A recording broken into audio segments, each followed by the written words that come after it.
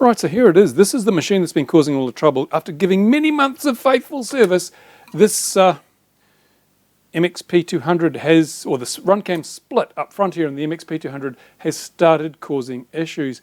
It's been locking up. It has it switched to a very low frame rate, stopped recording, and sometimes the picture rolls now, which you're flying along, suddenly it rolls. You don't usually, I don't think I've ever seen FPV goggles actually roll, vertical hold, fail with FPV goggles, but it's all that's happening and more with this Runcam Split in here. And to answer the questions, yes, I have used a good quality SD card. It wasn't full, no other issues. And I'm not sure, but I think on this one, I'm not sure if I used a beck. Yes, I think I did. I can see the beck in here. You can see the beck in the back there, little beck hiding in there.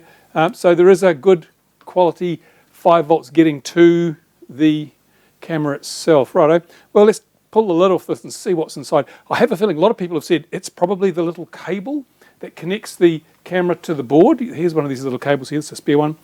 And yes, it probably could be because, as I mentioned when I reviewed the Runcam Split, these are notoriously flaky. And these flat flex cables, yeah, they're not designed for this application. So I would not be surprised if that is the problem. So what I'm going to do, strip it down. I'm going to check. I'm going to remove the cable from the board. I'm going to give everything a bit of a clean, put it back in. I'm going to go and give it a fly and see if it's working okay. But I'll also check the voltage out of the beck, make sure that's good. Now, this doesn't seem to happen after a punch or anything, so it didn't look like it was dropping voltage. That, the problem, sometimes as soon as you plug it in, it'll go crazy. So with a full pack and a good beck, it's probably not the voltage. And here we are, top plates off. Not the prettiest of installs, and I just remembered actually when I took the top off how this works. Let me turn this around so you can see it too. Oops.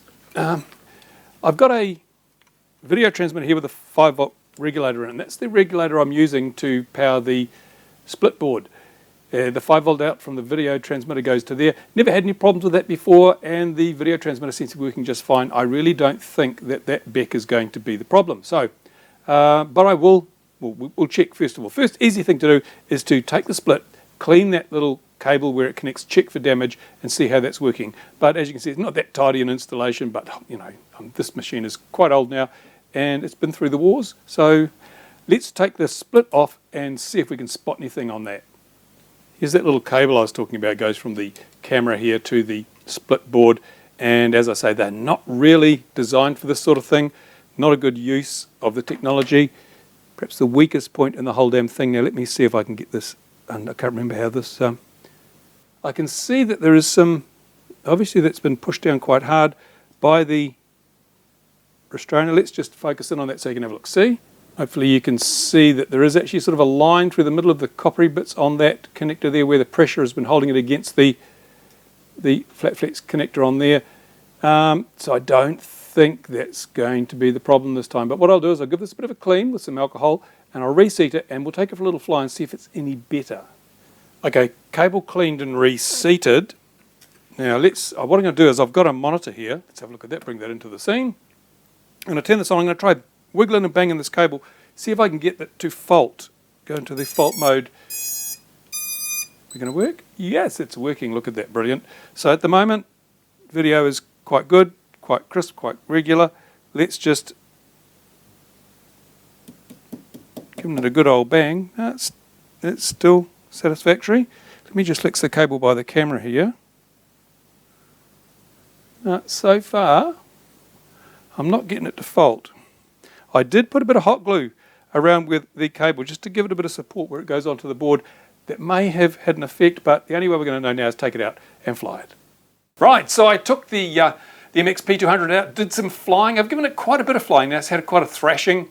No sign of the faults returning. So I'm figuring it was probably that cable, and that just because the contacts are in the one point and it's obviously deformed the flat flex, as it deforms, it probably reduces the contact pressure. So over time you get a intermittent connection. So as I say, when I reseated it all, I made sure that it was slightly out from where it was before. So the contacts are pushing in a different part of the cable. And of course I cleaned it with some alcohol, which has helped immensely. And now it's good as new. I really would like to see Runcam review the way they connect the camera though. It's not a long-term solution. And I have heard of other people having very similar problems with their Runcam Split. So there you go. If you're having problems, try that solution. So a little bit of alcohol and just try and get the cable seated in a slightly different place. There you go. So I will leave you with footage that I took. This is the maiden flight after I changed or fixed it up, and so watch and enjoy. In the meantime, I'm thinking of doing a Fix It Friday series where I will basically take something every Friday and take something every Friday and fix it. I get a lot of stuff sent to me by people who can't fix it themselves, and there's really no one left who fixes stuff these days. It's all just replace it. So I fixed a number of things over the years, and I'll continue to fix stuff. So when people send me stuff to repair, I will endeavour to make a video about it so you can see the process I go through and the results that hopefully I achieve. In the meantime, thank you for watching. Thank you to my Patreon supporters who pay the bills. And if you've got comments, questions, usual place, I will see you again soon. The reboot is taking longer than I thought. I apologise for that. Things are moving very slowly. The learning curve on the software is quite steep. And I have now huge backlogs of video. Fortunately, spring is in the air, and so hopefully things will be back to full speed very, very soon. See you later. Enjoy the video. Bye for now.